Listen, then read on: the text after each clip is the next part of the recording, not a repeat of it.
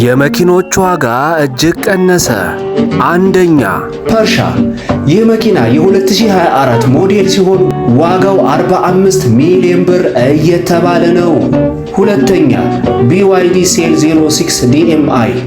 ይህ መኪና ፕለጊን ሃይብሪድ የሚባል ሲሆን 5 ሚሊዮን 500 ሺህ ብር እየተባለ ነው።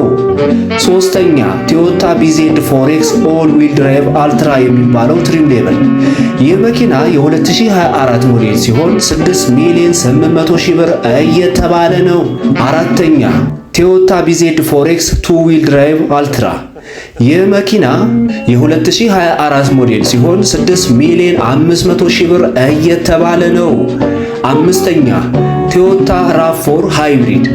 ይህ መኪና የ2024 ሞዴል ሲሆን 11 ሚሊዮን እየተባለ ነው።